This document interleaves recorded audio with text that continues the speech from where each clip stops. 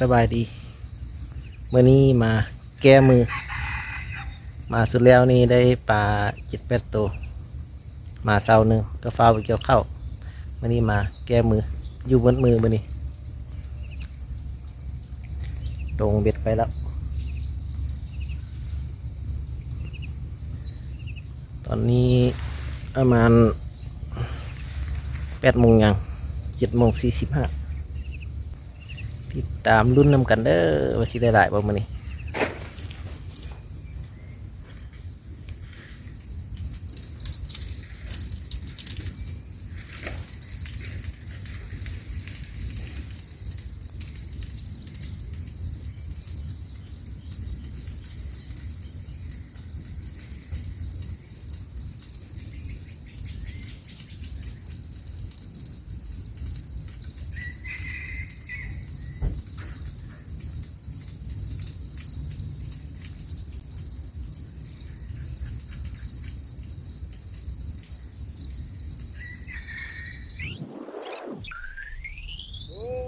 คักแท้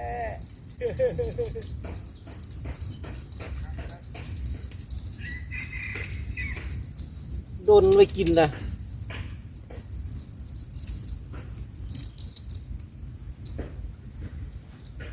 โตที่สอง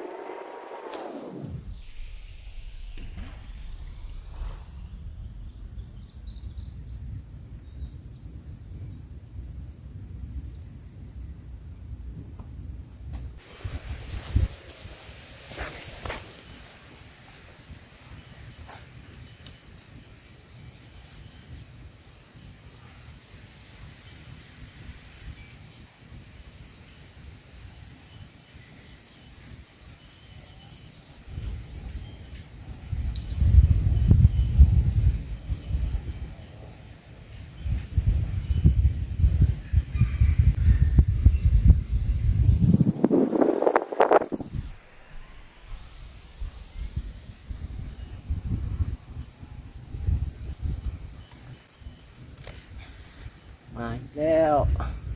ตัวที่7 ที่ 8แล้วประมาณ7-8 ตัวแล้วเพราะว่าไทยบุทันฟ้าลมแห้งหลายมื้อนี้ปลากินแบบบูฮูเลย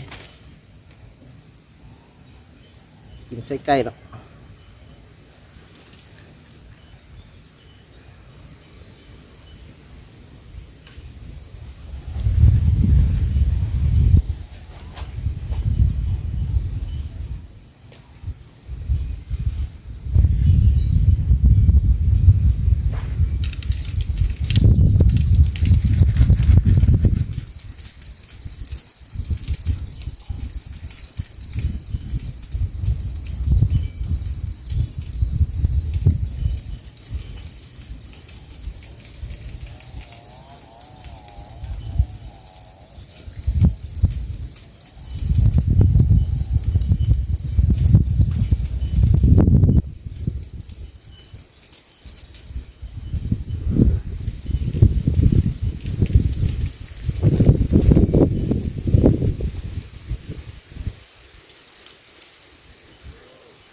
เอาละเด้อ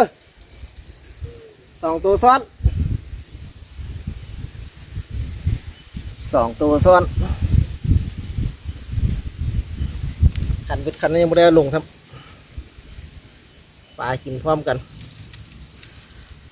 ปลากินพร้อมกันตัวบักใหญ่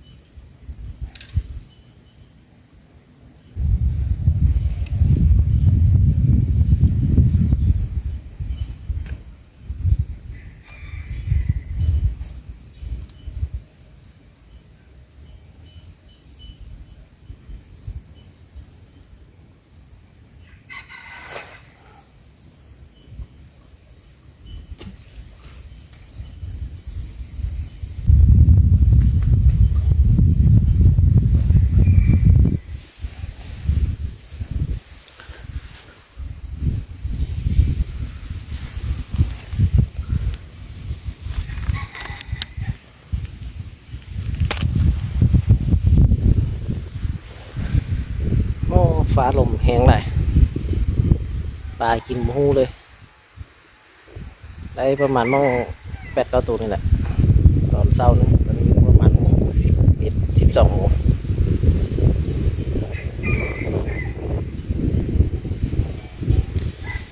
รุ่นเบื้องตอนแรงว่าสิได้หลายสำใดมื้อนี้มาแก้มือเลยมื้อนี้มาสุดเดียวนี่มาเช้าเดียวได้ปลา8 ตัวประมาณโมงโลปลาย2 โลตัวไซส์ใหญ่อยู่ตัวนี้มาแก้มือ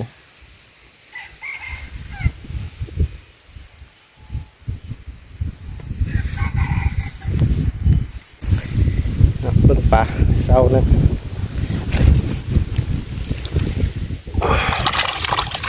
เช้านึง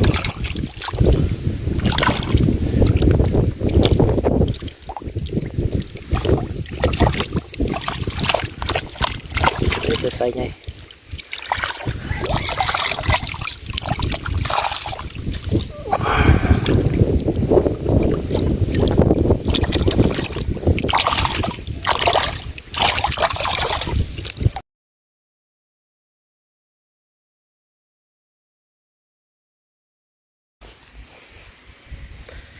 ลุ้นเบิ่งแมลง